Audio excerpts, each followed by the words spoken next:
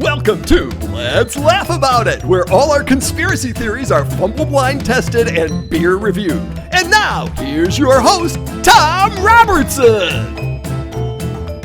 Thanks, Mike. Welcome to Let's Laugh About It. I'm your host, Thom Robertson, and with me now are three wonderful and funny guests. We have Patty Substelny, average economist and exceptional activist. Ew. We have Mike Substelny, a professor and former cave explorer. Hi! And we have Patricia Pizer, a longtime game developer and National Science Foundation contributor. Howdy. So I will ask these wonderful guests about things that I tell or show them. And if they make me smile, I'll give them a star. The most star at the end gets nothing. Nothing I say. Good day, sir. So we're going to start by playing a game called Around the Net. I'll tell you about a current event and ask your opinion. Let's begin. The Hudson Valley Post reports a very drunk man claimed he was shot in his buttocks in Dutchess County, New York, but no injury to his buttocks was found. Witnesses in the area were also intoxicated and could provide no information to assist in the investigation. Team, what do you think happened to him? Mike? Wait, that's coming back to me. There was that time I was in New York. I got totally blotto. I was dressed as Tarzan climbing a tree, I think, and I got shut in my buttocks. Patricia? I think he's probably just hoping for attention from somebody. That makes sense. How about you, Patty? What do you think he got shot with? I think 2 words. You saw somebody running fast in the distance named Dick Cheney. Well, he does have a track record of that kind of thing. That's what I'm saying. Zillow has a house listing in Pittsburgh, Pennsylvania. The unassuming converted 2-story contains 13th century castle decor, a starship bridge on the 2nd floor, a talking space alien greeter, and a tropical island themed bedroom. Team, how would you sell this home to a prospective buyer? Patty?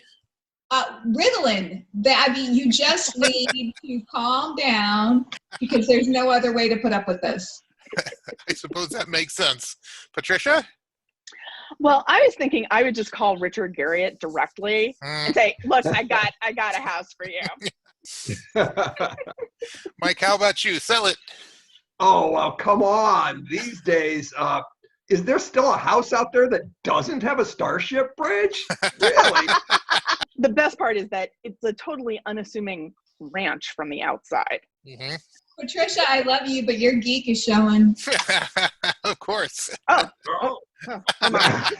You know, it's funny because actually it's way too tacky for Richard Garriott. You had to look on Zillow to find out that it was too tacky. Let's move on.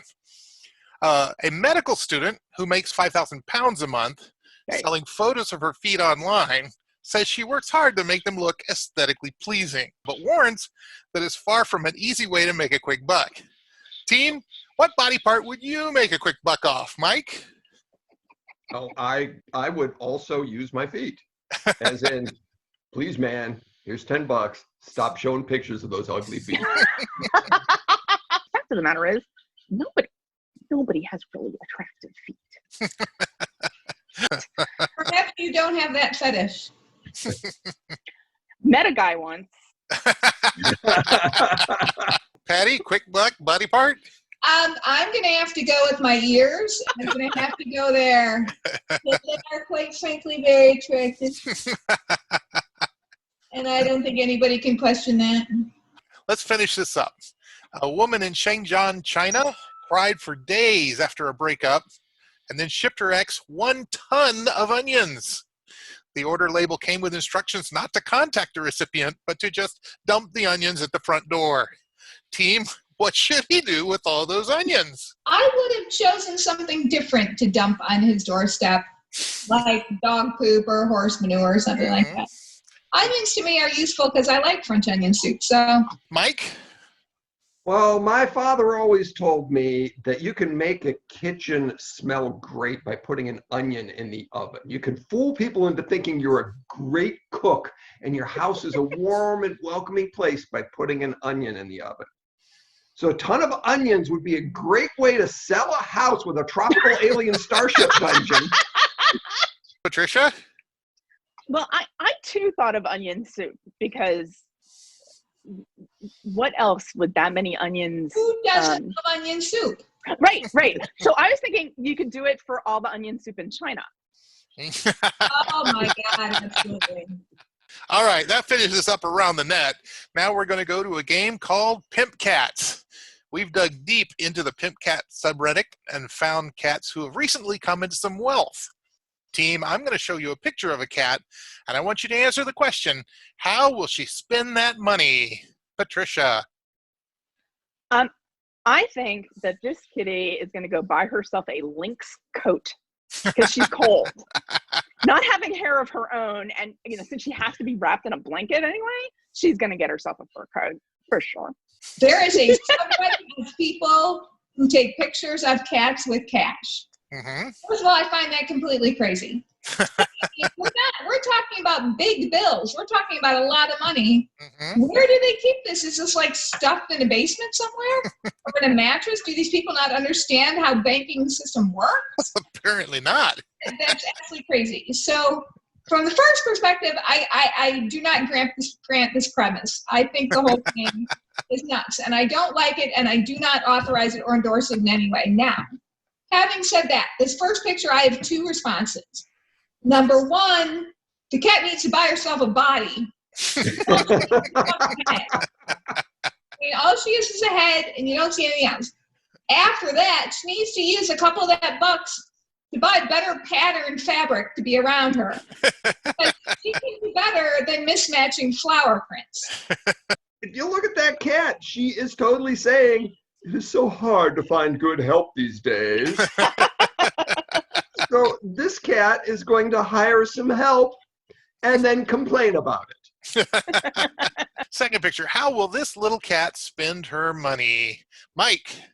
Well, look what a fun-loving little kitty cat this is. This kitty cat is out to have a good time. This little guy is going to Vegas and having a catnip bender with Hunter S. Tomcat.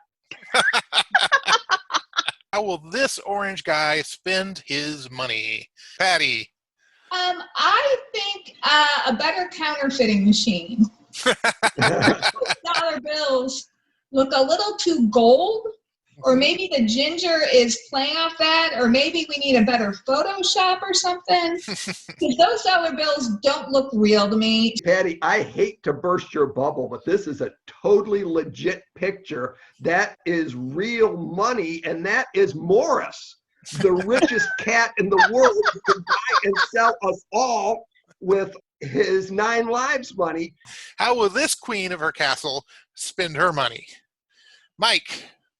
Well, that cat is obviously going to spend their money on their scheme to take over the world.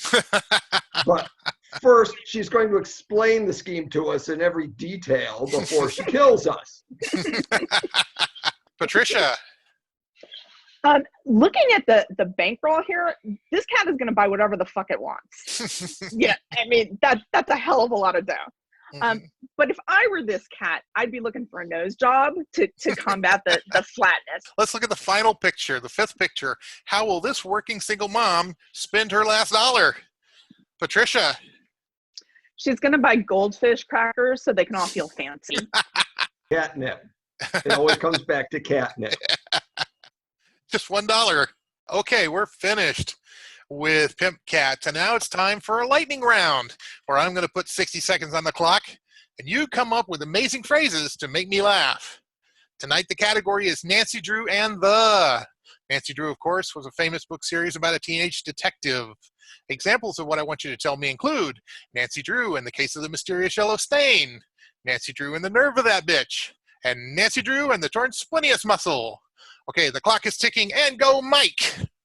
Oh, Nancy Drew and the software pirates. Patty. Oh. Nancy Drew and the unknown shot in Dutchess County buttocks. Patricia. And the case of the cheap scotch. There's a whole case of it. Okay, Mike. Nancy Drew in the case of the Nigerian prince. Patty.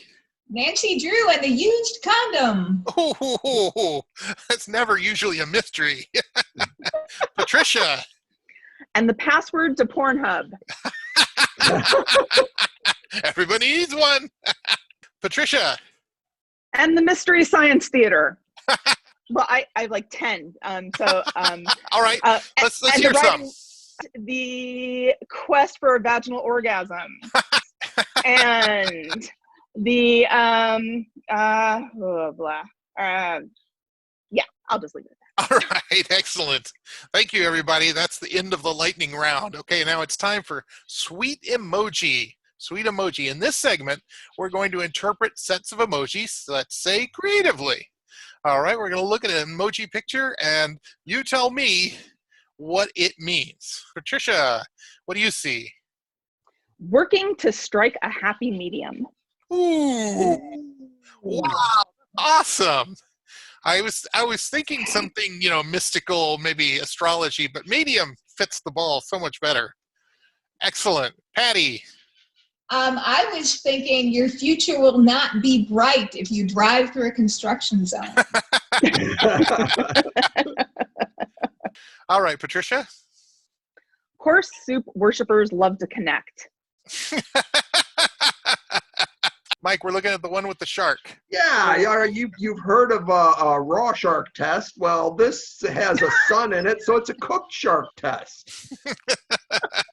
Patricia. All right, you put a moon that close to a car, and all I can think is of somebody mooning someone else at a car window. So I'm angry that you kissed that driver's ass. Obviously, it's where in the world is Car Moon Angry Bagel? All right. Thank you, everybody. That brings us to the end of this episode of Let's Laugh About It.